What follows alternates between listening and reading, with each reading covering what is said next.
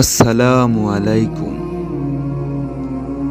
প্রিয় ভিউয়ার্স, আজকে হাদিস থেকে একটি গল্প শোনাবো আপনাদের। বনী ইসরাইলের যুগে এক ব্যক্তি অপর এক ব্যক্তি থেকে 2000 দিরহাম ধার নিতে চেয়েছে এবং সে ধার নিতে গিয়েছে এবং বলল, আমাকে তুমি 2000 দিরহাম ধার দাও। কিন্তু সে 2000 দিরহাম ধার দিতে অস্বীকৃতি জানালো এবং বলল, হ্যাঁ, আমি তোমাকে ধার দিতে পারি যদি তুমি দুইজন সাক্ষী নিয়ে আসো। যে ধার নেবে সে বলল, আমি কোনো সাক্ষী টাক্ষী আনতে পারবো না, আমার সাক্ষী একজনই, তিনি হলেন আল্লাহ। তারপর লোকটি বলল, আচ্ছা ঠিক আছে, তাহলে তুমি একজন জামিনদার নিয়ে আসো। তখনও লোকটি বলল, আমার কোনো জামিনদারের দরকার নাই, আমার জামিনদার তো একমাত্র আল্লাহ। তারপর যে ধার দেবে সে বলল, আচ্ছা ঠিক আছে, আমি তোমাকে ধার দিলাম, কিন্তু মনে রেখো নির্দিষ্ট টাইমে তোমাকে আমার দিরহাম পরিশোধ করতে হবে। যে ধার নেবে সে বলছে, আচ্ছা ঠিক আছে, আমি তোমার সাথে ওয়াদা করলাম, আমি নির্দিষ্ট টাইমেই তোমার দিরহাম আমি পরিশোধ করব ইনশাআল্লাহ। এই বলে সে দিরহাম নিয়ে বাড়িতে চলে গেল। দিন যায় করতে করতে তার দিরহাম পরিশোধ করার সময় এসে গেছে এবং সে দিরহাম নিয়ে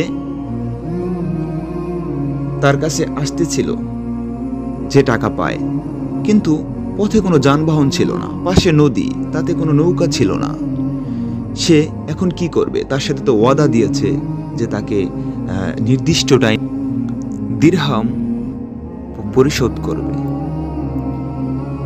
কিন্তু নৌকা না থাকায় তিনি চিন্তা করলেন যে, হে আল্লাহ, আমি তো তোমাকে জামিনদার হিসাবে মেনে নিয়েছিলাম, আমি তো তোমাকে সাক্ষী হিসেবে মেনে নিয়েছিলাম, কিন্তু আমি তো তাকে ওয়াদা দিয়েছি আজকের ভিতরে আমি তার দিরহাম পরিশোধ করব।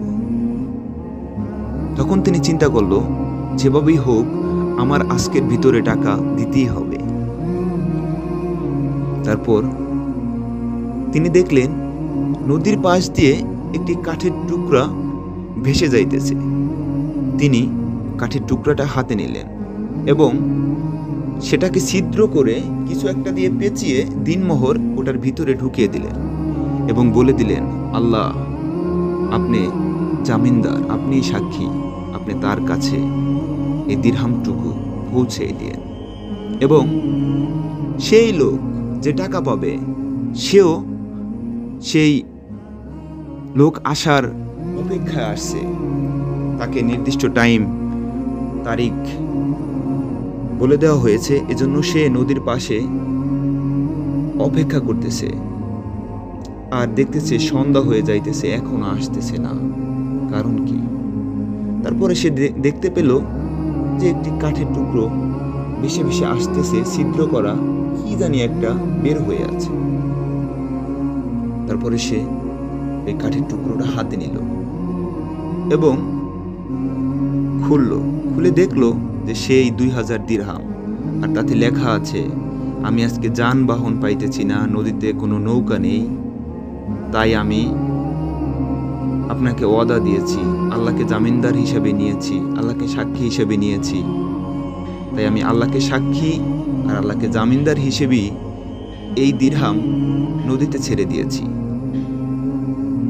তারপরে তার দিরহাম লোকটি পেয়ে গেল, কিন্তু কিছুদিন পরে ওই লোকটি এলো, টাকা নিয়ে আসলো এবং বলল যে আমি 2000 দিরহাম নিয়ে এসেছি। সে বলল, না, কেন এসেছো? আমি তো টাকা পেয়েছি। সুবহানাল্লাহ। মানে এর কথা হলো যে আল্লাহকে যদি আপনি জামিনদার হিসাবে মেনে নেন এবং আল্লাহকে যদি আপনি সাক্ষী হিসাবে মেনে নেন, তাহলে সেটা বিফলে যাবে না।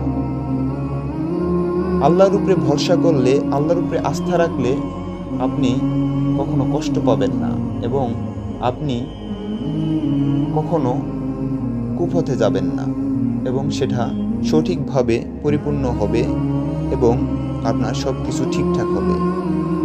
আসসালামু আলাইকুম।